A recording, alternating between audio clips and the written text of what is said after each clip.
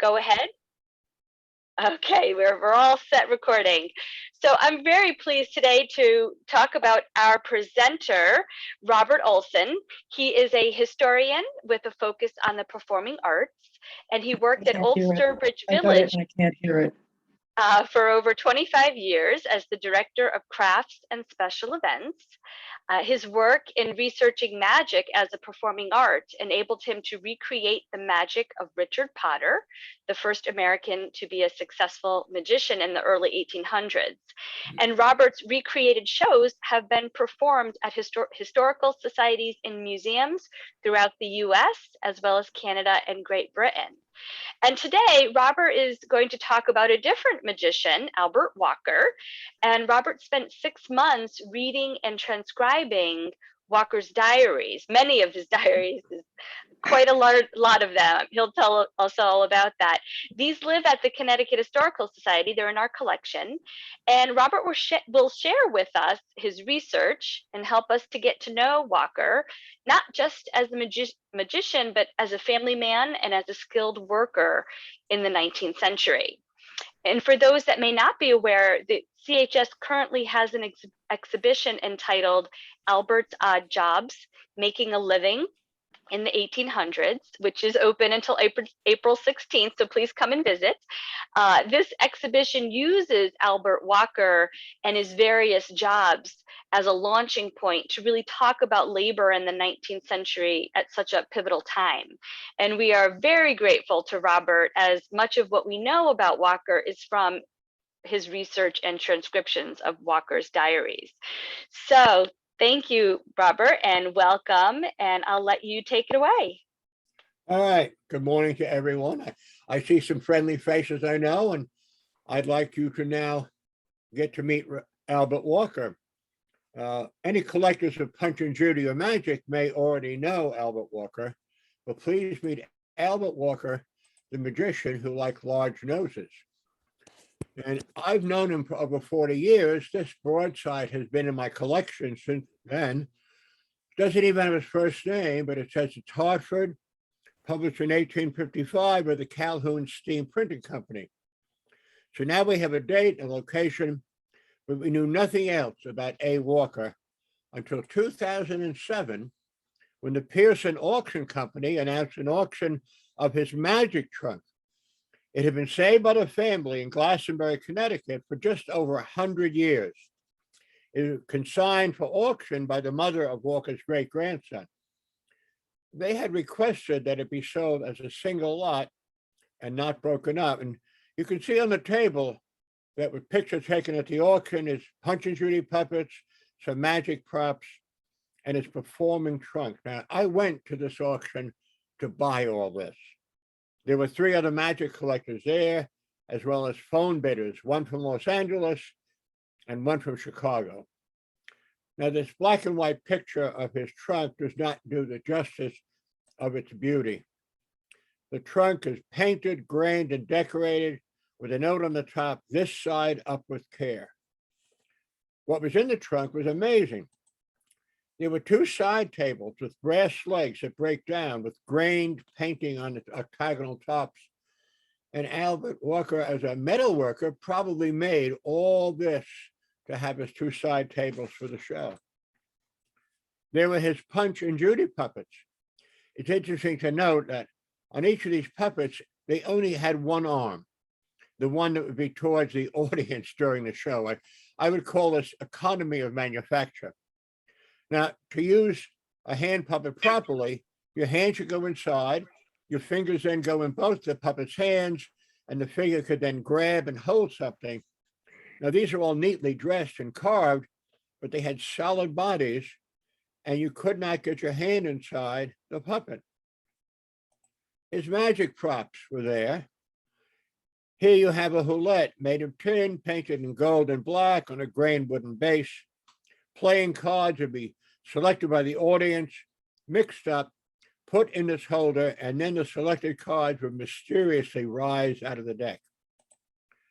A set of brass rings that could be linked into a chain and made into different shapes. On his broadside that you'll see later, he called this the Hindustan rings. Magicians would know about a trick called the draw box, and this is one that he made. The box would be closed. You'd open it. It'd be empty. You'd put in the empty box some stuffing, some fake hair, some cloth, close the box, wave the magic wand.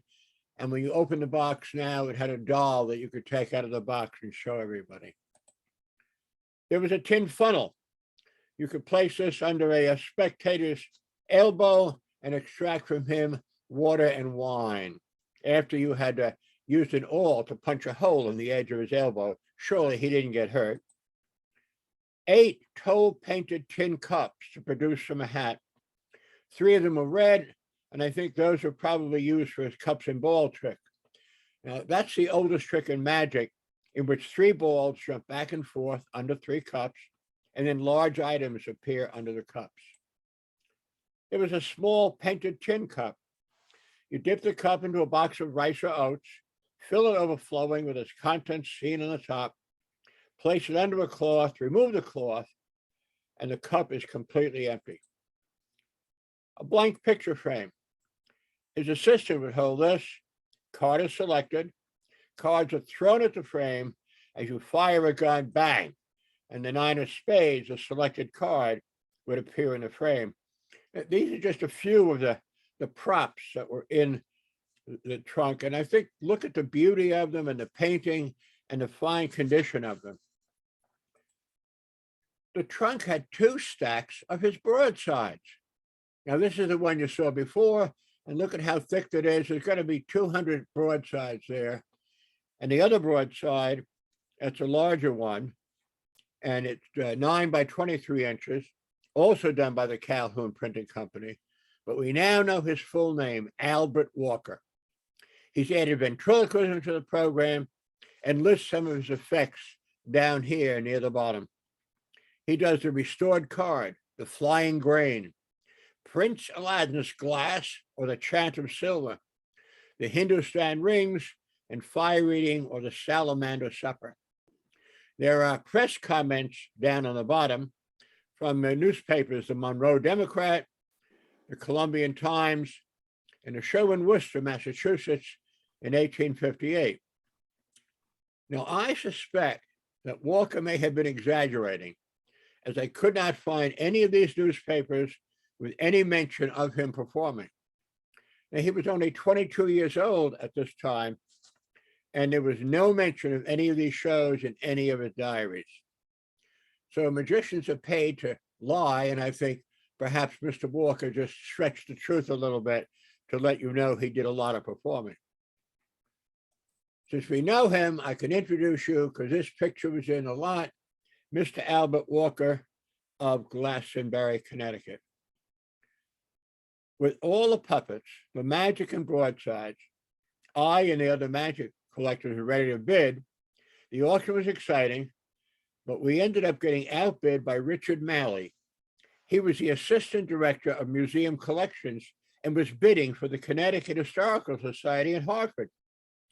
We were all in shock. So why would a historical society want a magic trunk?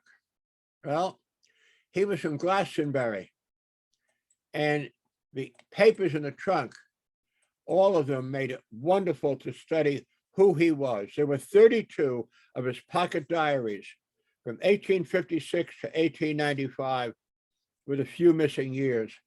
And you could buy these each year at a stationery store, and they would have a diary. There might be a map of the local area and ads in the back for things you could buy. There was a leather-covered notebook with his complete script for the Punch and Judy show and for his ventriloquism. There were letters from friends and family and other magicians, such as this one from a Los Standish, who was a fellow Connecticut magician, and also one of Los Standish's broadsides from the 1850s. For magic collectors, there were 3 handwritten lists of his magic tricks with the title of the tricks and a brief description. One of the things he did was called Trouble Wit, and there were 3 of his Trouble Wit papers, and then a long list of the shapes that you could make. Now, these are folded papers, accordion pleated, very much like a bellows on a camera that could be opened up and turned into all these shapes. They're his business cards, printed in Hartford for Mr. Albert Walker, magician and ventriloquist, but listed in New York, not in Connecticut. So these papers documented much of Walker's life. And I spent for 6 months, 1 day a week, traveling to Hartford from Putnam, Connecticut, to read and transcribe the diaries. Walker was born on August 27, 1836, in Glastonbury, Connecticut, to Nathan and Polly Walker. He's 20 years old when he starts the diaries, and this is one of the pages of the transcriptions. So what is he doing? He prepares his magic. He makes cigars. He goes to a dance. He's cold as hell. He doubles his folding papers, and he does things like fixing a clock, working for the Colt gun factory in Hartford, and built his own cane gun, and then went to Bird's performance. So the papers here list his life every day with all the things he's doing. It's not clear where he learned his metalworking skills, but he must have been advanced enough to allow him to make a gun or repair a clock. So here's Glastonbury in 1860s. It's about 8 miles southeast of Hartford, Connecticut, and Walker lived in the northeast corner called the Norbuck region. And here's his father's farm and Walker over on the side here. Here's one of the factories he worked on. The Connecticut Arms and Manufacturing Company. There's another one here, the Glastonbury Knitting Company, which was his first job when not working for his father, and the Williams Soap Company that later took over the Connecticut Arms and Manufacturing Company. So he works at his father's farm, and he works at these factories on and off 15, 20, almost 30 years. Life then at that time is sometimes fun, but in the case of Walker, it wasn't always fun. On August 12th, his father, he lists his friends and family, and Griswold was a friend who appears to be interested in magic and ventriloquism, but he writes often in the diaries, "Old man is mad as hell." His mother has been ill, and here's a letter from the mother, Polly Walker, to her husband, October 12th, 1852, when she was at the retreat for the insane in Hartford, Connecticut. She says she has improved health. A doctor writes in the margin of the letter, "Friend Walker, all doing well, H. Butler." On August 12th, he takes the mother home. Walker writes the following on August 18th, 6 days later. Mother drowned herself in the old well, water 17.5 inches deep. Missed her about 11 or a quarter before midnight. On the next day, he goes to Hartford to get her coffin. So the diary includes a lot of his work, a lot of his life, and a lot of the sadness. But he goes on, 1858, in August, his father tells him to leave home, which he does. His life goes on. He goes to Hartford. Performing apparatus he gets built, he folds his paper, and in June, this ad appears in the Hartford Current newspaper for Mr. Bird's performance. So he and Mr. Griswold go and see the show, and there is one of Mr. Bird's Broadsides. In August, they see the Scottish brothers perform ventriloquism in Glastonbury. Walker writes to a magician called the Faker of Siam. Now, Griswold must have also written, because here's a letter from Griswold from the Faker of Siam, and he offers to sell him Secrets of Magic for $10 and includes printed instructions in ventriloquism.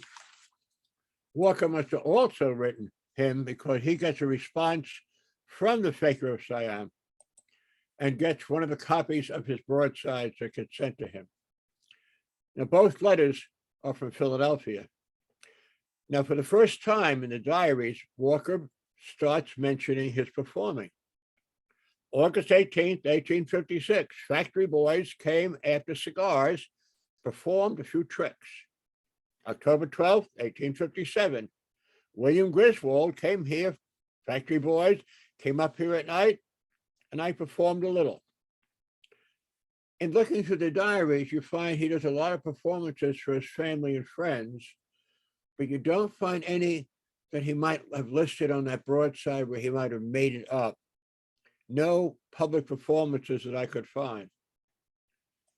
Magic and fun still goes on in 1857. He has many dalliances with the ladies. August 12th, rained all day and had an awful time with Fanny Goodrich, broke her in.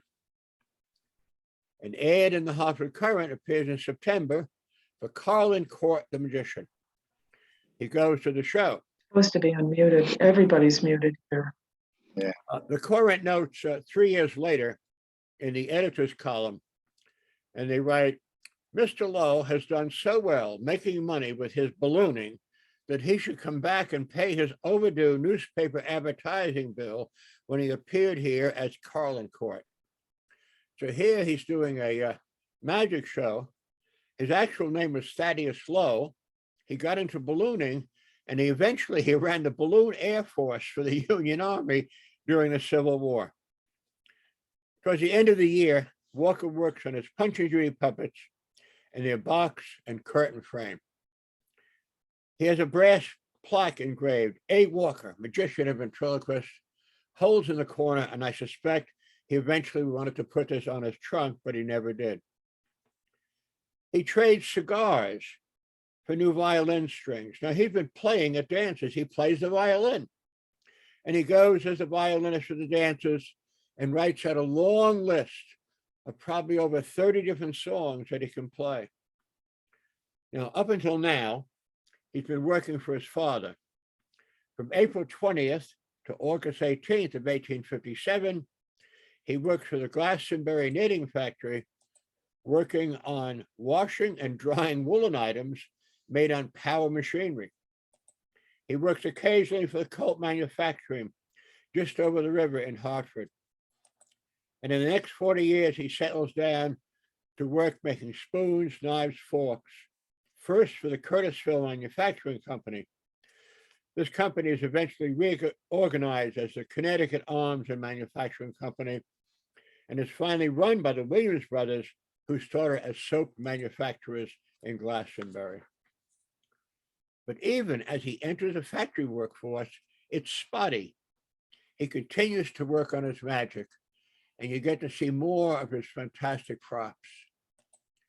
He takes some equipment, his boxes, to a professional painter, Prout, in Glastonbury, to paint and decorate the boxes. And he doesn't mention the tin apparatus, but they were probably done by Prout as well. A box that has no bottom, a knob on top. The back has an opening here, so if you put it on the table, you could slide it over something thin. Not sure what this did. Here's a small box with a center door opening, and this held all his playing cards. Small props, a small box in black and yellow paint, and a ball vase in black and gold paint are intriguing, as neither does anything. The ball vase is a standard magic effect, but both of these items are solid blocks of wood turned and painted, and could only be used for decorating on his table of magic props, so he could make the table look good, even though he couldn't use these as props. A lot of them did work. Here's the magic ball and block for a transposition effect. The bag over here could hide a ball. The green paper tubes, pasted and sewed together, could be used to cover the blocks, and these are Skittles. People in the 19th century would have known Skittles as a bowling game, first played outdoors, but by the mid-19th century and later, you have carpet bowling indoors. And in this case here, the Skittles and the balls would change places, vanish, and reappear under the green paper tubes. A small box that he got from a store and actually held a label on the end, white cording, but he decorates it with gold paper. It's intriguing. The box contains items for his fire act. There's small parts of tow, the short fibers from processing linen. There are metal clips that would hold a burning cigar. And to perform this, he would pretend to eat wads of dry tow in his mouth, secrete one of these metal clips for the burning cigar, and begin to blow on it and blow out smoke and sparks on the audience. And somehow he got the ribbons in the mouth and pull out yards of ribbon, and finally a 3-foot tall barber pole that you see here. The other item on the side is a small cardboard, and it's wrapped with ribbon of thread, wax on one end, a hook on the other. And this could be used for dancing a coin in a glass that was called Prince Aladdin's glass, or the chant of silver, on his broadside. 3 tin canisters, painted, decorated. 2 were frozen clothes for having been done years ago and put away, probably rusted. Open them up and then you'll find leather segmented ball. We're not sure what they do, but if you shake the container, you can hear the ones that are frozen, that there were other balls hidden inside. A tin box for the restored card magic effect. A wooden sword with holes on the hilt and handle for a cord or elastic, but none on the tip. So maybe it could not be used as a card sword. Most importantly, his magic wand, grained and painted in the center with gold paint on the end and nickel tips. Now, if I had gotten this collection, I probably would have sold this to my good friend Sal Parada, who collects magician's wands of note. The wand is important because I'll tell you a secret. The wand does nothing. Actually, the wand does everything. You just don't get to see it being done. He had a second wand, and this was 39 inches long, and it was confusing. It's too long to use for a wand. And then if we went back and looked at that slip of paper earlier that had a list of his tricks, he listed a trick called the ring on the ramrod. Well, he made guns, so we know he can make a ramrod. And here is a printed cloth from the middle of the 1830s that you could put a borrowed ring in it and secretly take it out. And the paper that you saw before clearly identifies this item as the ring on the ramrod. He had playing cards. Now, this is a full deck by L.I. Cohen of New York with the original wrapper. This is listed in the Hockman Encyclopedia of Playing Cards as NY4, beginning to be made circa 1840s. The full deck is rare, but the wrapper even more so. In the mid-1800s, decks came wrapped in paper, tied with string or glue to open, and you tore it open and you threw the wrapper away and used the card. So the wrappers end up being discarded. There were 3 more decks, also by L.I. Cohen. One was all ace of spades, one was all 3 of diamonds, and the other was all 9 of spades, which you saw to be used with the picture frame earlier.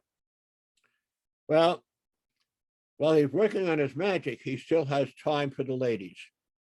April 24th, went to Hartford after M, had a time this side of the bridge. In June, he went to see Valentine the ventriloquist. When performing, he could wear a little silver pin back badge with Albert Walker, magician and ventriloquist, engraved on the front. So again, as a very accomplished metalworker, I think Albert Walker made this himself that he could wear for his shows. Now, a lot of these items end up being made of cardboard and paper, cones and cylinders, and they'd be glued together. They could be used to cover items. They could be used to pick up items. There were 2 knives, duplicates, exactly the same. I think one of these was eventually going to be used for cutting and amputating the nose, but he has not affixed the gimmick to it yet. So you have to have 2, and once the gimmick is on the second knife, he could then cut off big noses. He continues with fancy items to decorate maybe his Punch and Judy stage, a colored tassel cord. One effect listed on his trick sheet was jacks, or cards called up, and here, still wrapped in thread, with the jacks ready to be called up, that he put in his trunk probably 130 years ago. Well, you've seen the beauty of the props. Painted tin, not scratched, bright and shining on the inside, showing no real wear at all. I think two things can be said about this. He did not use them a lot. So in a sense, he was an amateur magician, but loved magic. But he took care of his props. He had all these bags sewed up to put his props in. The triangular one down here was for the funnel. Those two beautiful side tables, the octagonal tops would go in these, and then those brass legs would come apart and go in that. So protecting his props and wrapping them up in here would protect them. Magic and fun in 1859. He continues. He goes to a Dan Rice circus and it appears in the area. He continues to work on his performing apparatus and has his bills printed in Hartford. This is probably a long, larger bill for only $5 for 200 of them. He finishes performing chess. He's thinking about performing more and more, though. He writes this poem to use as a possible ad for his show. I quote, "Oh, come tonight and see the tricks that Walker can perform. Come early and secure a seat and never fear a storm. For laughter is worth more than pills. It is the best physician. Then off to see the ventriloquist. Haste, see the great magician." It's 4 pages long with 8 lines of verse. Now, I think Walker realized that it might have been too long as he writes on the top of page 4, "I think this verse ought to be omitted." Evidently, he never used it because no printed copy shows up. In July, he gets more tow for the fire in his mouth. He works on the curtains for his Punch and Judy show. One has a green top border. The plain one has small eyelets all across the top that would be hung on a rod. Walker is now working at the Curtisville factory beginning in March. From October to the end of the year, he works there almost full time. And this is the last year which he really mentions a lot about his magic. A few more items from his collection. If he's going to do a show, his trunk becomes his table. 2 side tables on each side of the trunk. He has little cardboard 5-inch wide stars covered with gold paper, a blue cloth that goes around the trunk, eyelets sewn in the cloth that he can hang these from little hooks on the back to decorate. What's missing here is probably a frame that the trunk would sit on to raise it up, or maybe 2 small sawhorses that would get it up to performance level and the drape would not hang on the floor. He has an assistant, and it's going to be a young lady, and this is the costume that was in the trunk. A nice little outfit to wear, short sleeves with velvet with stars on it at the end of her cuffs and a crown to wear on her head. And if you got a show, you got to have tickets. And this is what he probably wanted to take to the printer. Albert Walker, magician and ventriloquist, admit 1, with maybe some border trim around the outside. No tickets showed up, so he probably never had them done. He continues on performing. He works on his magic. He works on living there. In 1860s, he still goes to shows. He sees an ad for Wyman the Magician, and that's one of Wyman's Broadsides. He go to the show. The Current has more ads for the circus. He goes to 3 different ones. The Dan Rice circus here. A slip of paper. This is a list of books with a note on the bottom. Quote, "These books were left with me by William Griswold to be taken care of April 17, 1860. Included in the list are Dr. Valentine's comic lectures, which contains a ventriloquist dialogue, 100 tricks with cards, and Wizard of the North Handbook of Natural Magic." Griswold must have come back because these books don't show up in the trunk, so Griswold probably got them back. So Griswold and he are both common interest in magic. In 1861, the Civil War starts. After the war, April 67, he goes in Boston he goes in locally. He sees in Hartford an ad for the Japanese performers, and Walker writes, I saw a new kind of juggler's box at the Japanese performance in Hartford that was made to turn over in another large one. So he's still thinking of magic.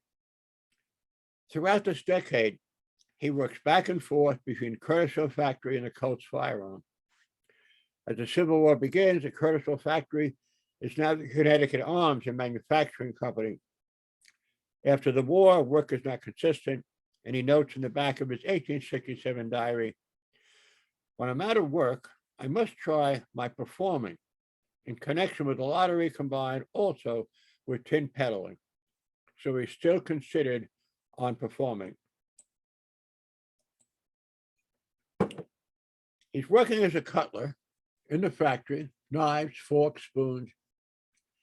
And on May 22nd, this ad appears in the Hartford Courant, the newspaper. And it's for Hart's and Levy's Magic Shop. Now, their shop was in New York City, but Hart's and Levy would go out to major cities and open up a magic shop for 2 to 4 weeks in Hartford, Boston, Philadelphia, to get more people to buy their props. Now, he must have gone to see the show, see the people here at the Magic Bazaar. Here's a broadside he had advertising the Magic Bazaar with images of some of the tricks he could buy. So he still has the interest in magic. He purchased their catalog, and that image shows the front of the store selling tricks and magic in the city of New York. He buys this. He buys a copy of Ventriloquism Made Easy, which is added an expose of second sight mysteries. Hocus Pocus, or the True Art of Legerdemain, circa 1862, Murphy Publishers, New York. For magic collectors, this is listed in Tool Starters number 385. Now, these 3 books were in such great condition. So he got them when he went to the Magical Bazaar of Hart's and Levy, looked at them, put them in a trunk, and probably did not perform again. They were so pristine, they looked like reproductions, but they were not. They were 3 very rare and wonderful documents of magic from the middle of the 1800s.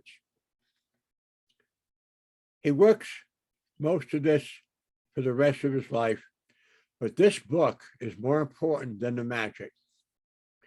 This is the book that is spoon making book and cutlery that he begins writing in 1875.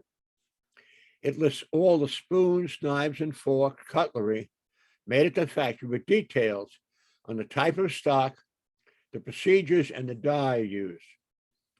This is important because in 1872, he was put in charge of the spoon manufacturing room at the factory, and this was his work Bible. And he works at this for the rest of his life. Magic seems to be put aside, the trunks put away, probably in the basement of the attic. He's older and settling down. He marries Matilda Scheidlin around 1880. I think this is her. This was the only picture that he had back in the little flaps of all his diaries. So I think it was her. I wish he had written his name on the back. His daughter, Edna, was born in 1883. His son, Howard, is born in 1887. Now, the diary notations are sparse. J.B. Williams has taken over the silver factory. He still works there. In the 1890s, he's doing well. You can sometimes measure a man's success by what he does for his family. In 1895, he takes them on vacation on a trip to Savin Rock, a seaside park and resort in New Haven. A year later, 1890, he takes a steamboat excursion to Glen Island off New Rochelle, New York, another seaside resort. He loved music, playing the fiddle. In 1897, he purchased a piano for $425, not a shabby amount in the 1890s. In 1899, he hires an architect to build him a new home on North Main Street. He's done a lot in his life, making cigars, guns, working on his father's farm, a little bit of magic.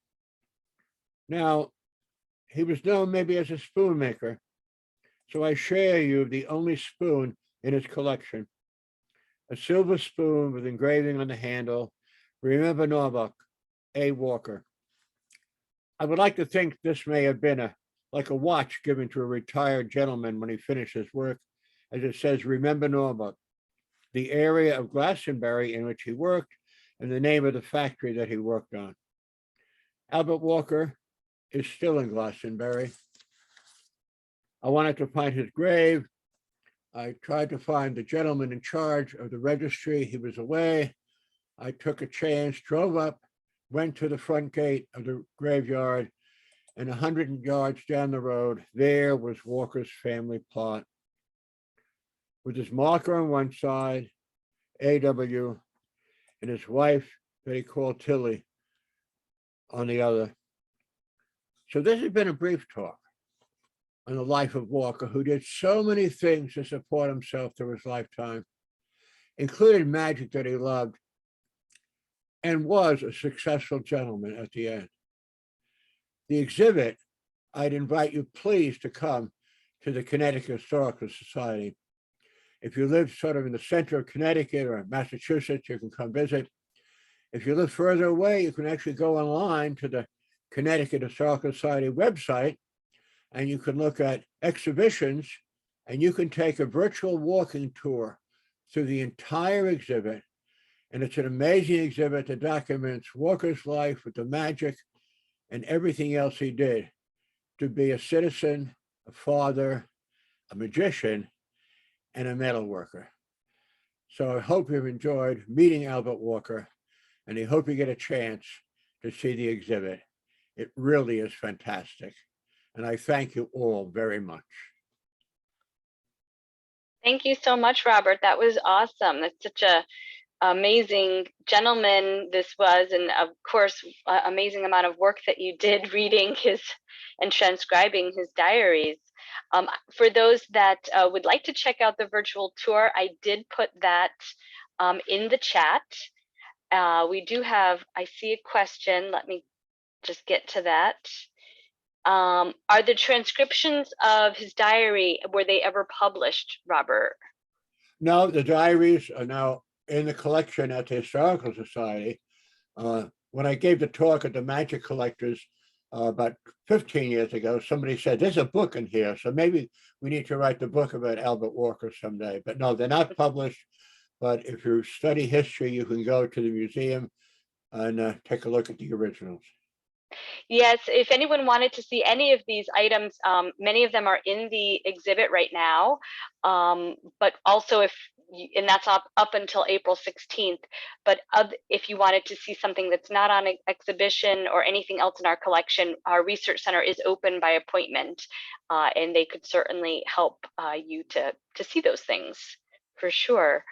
There was a question about, did you happen to notice whether he made any novel magic tricks, variations, or improvements on things because he was skilled? Not sure. I think as a metal worker, he probably did the tin, because if you're working at that skill level, the tin is easy. Most of what's in there are stock effects. They're not anything what I call that he invented that was new.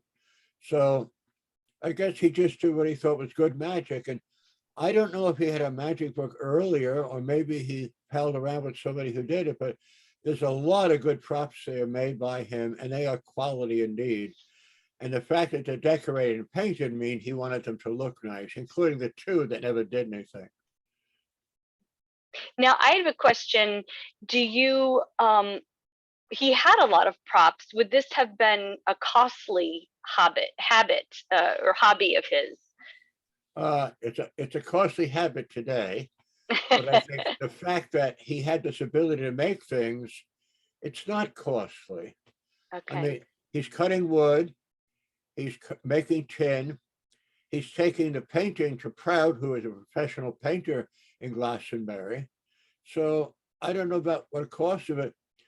$5 was a lot of money in the 1860s, and that's what it cost him for 200 of the broadsides. So he is investing some of his money in it, but he's making money with all the other things he do, fixing clocks, selling cigars. So I think he's doing okay, but doesn't have it with a hobby of magic, since he would be classified really as an amateur. It's not going to cost him that much to make all this and perform it. Now, do you know, did he charge for any of his shows, or how much would he have made a little money? No record. The one broadside, the long one, says ticket to be 15 cents, but that was probably for shows that he never did. And I can't recall what the price was, probably 15 or 25 on the nose one. So that's still a lot of money. That's sort of a half a Broadway show price today, if you want to figure the change in value from the 1800s to the modern time. Right. I have Terry asking, what was the big nose part of the story? When that was a stock trick in which you'd get somebody up on the stage, you'd show a knife, you might put a handkerchief under his nose, you would take the knife then and push it right through the top of his nose, and blood would come pouring out onto the handkerchief. But at the end, there was no harm to his nose. It was just an illusion. And that was sort of a stock trick that actually goes back to 1584 and is explained in a book called The Discovery of Witchcraft by Reginald Scott. That's how old that trick is. So he's doing it then, and some people may even be doing it today. It's pretty nasty, but it is exciting to see it happen. Sounds a little gruesome. It is. There's a trick I wanted to do as my show, Richard Potter, where he would cut the head of a chicken and then put the head back and the chicken would walk away. And I said, no, I can't do that for a modern audience. And then I see David Blaine does it live on TV at the markets in the Bronx. So 20th century people could accept that today, but I don't want to do it. Right. The chickens are safe. We do have a question from Richard. Were there any other dealers besides Hartz and Levy in Connecticut at the time? None. I mean, the fact that Hartz and Levy went on the road with their magic shop is just amazing. And evidently they felt it was worthwhile because they did it in Boston, Philadelphia, and in Hartford. So, but there are no other magic shops that I can think of. There were some more in New York City, end of the 19th century, Martinka. There was Judd. But the major cities like Boston or New York might have some professional magic shops, but none that I can think of in Connecticut or the Hartford area. Someone is asking, will you be thinking of recreating him in your magic shows?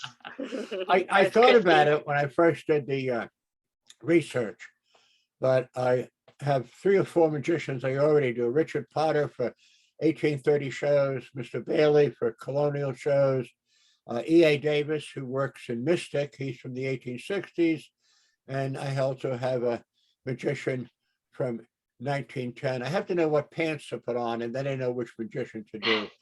So I thought for it'd be nice to recreate the show, but I have enough already on my plate. I don't think I'm going to start anything new. Anybody else have any questions or comments? Feel free to unmute yourself. There are a lot of thank yous, Robert, in the chat of people really enjoyed your presentation today. Anybody else have any questions or comments? Feel free to put them in the chat.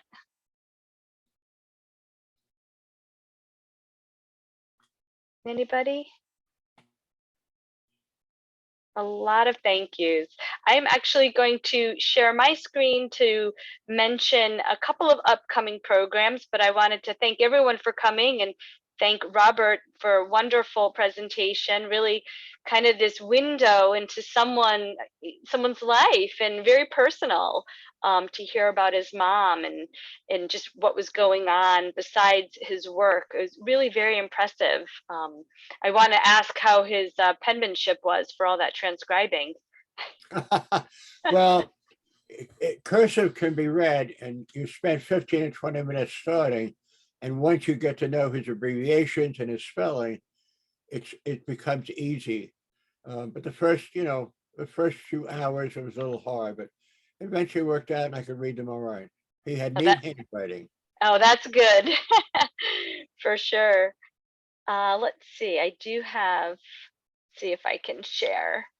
I have some upcoming events that I would love to tell everybody about before we leave for today.